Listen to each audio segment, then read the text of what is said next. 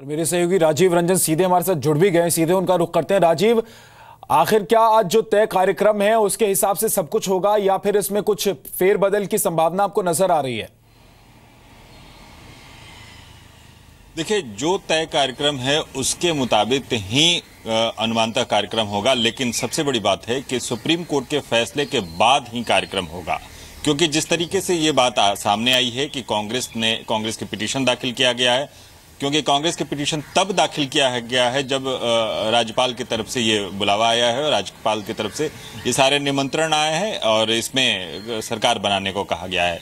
जी हाँ, आपस में अगर कांग्रेस की बातें देखें तो कांग्रेस की आपस में ही फूट थी, क्योंकि विश्वजीत नाइक जिस तरीके से वॉकआउट करके मीटिंग से बाहर निकले, उन्होंने साफ जाहिर किया था कि अगर हमारी इतनी बड़ी संख्या है और इसके बाद भी हम सरकार नहीं बना पाते हैं तो ये हमारे लिए दुखद बात होती है।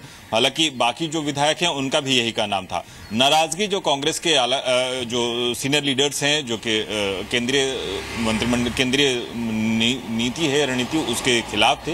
हालांकि कांग्रेस के सहयोगी रह गए एनसीपी ने भी साफ जाहिर किया कि अभी तक वो तय नहीं कर पाए थे कि आखिर उनका नेता कौन होगा, कौन आगे लेकर जाएगा, क्योंकि जिस तरीके से कांग्रेस में अभी पूर्व मुख्यमंत्रियों की जीतने की सूची आई है, लगभग 5 लोग पूर्व मुख्यमंत्री थे जो कि इस बार जीतकर विधायक बने हुए हैं। तो अभी तक आपस में ही जो विरोध था, इसके बाद वो तय नहीं कर पाए थे कि आखिर वो सरकार बना पाएंगे या नहीं।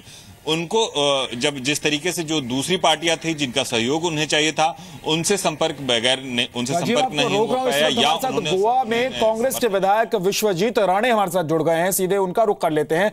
विश्वजीत राणे साहब, आप लोगों की शिकायत अगर सुप्रीम कोर्ट तक पहुंच गई है तो आप राज्यपाल तक क्यों नहीं अपनी शिकायत पहुंचा पाए? क्यों आपने जल्दी नहीं की? क्यों अब आप देरी से आपकी नींद टूटी है? ये जो कुछ हो रहा है गोवा में, ये कांग्रेस के हमारे प्रभारी और जो लीडरशिप था, इन्होंने जो मैस किया है गोवा में। गोवा का बहुमत कांग्रेस पार्टी को दिया था, एंटी बीजेपी फोर्सेस के लिए वोटिंग हुआ है गोवा में। लेकिन जिस तरीके से निर्णय हो रहा है गोवा में, जिस तरीके से कांग्रेस निर्णय नहीं ले रही है टाइम पे, ये सिद्ध होता है कुछ तो कॉन्स्पिरेसी थियोरी को मुझे लगता है, क्योंकि मुझे बहुत गुस्सा है। मैं अभी ये चौथी बार मैं विधायक बन गया हूँ और जिस तरीके से मैं देख रहा हूँ जो हो रहा है, मैं सिर्फ रुका हूँ पार्टी में क्योंकि मेरे लीडर में मेरा बहुत विश्वास है, राहुल गांधी जी में। तो आप जैसे बड़े नेता अगर पार्टी में नहीं रुकना चाहते हैं तो फिर पार्टी सरकार किस आधार पर बनाना चाहती है?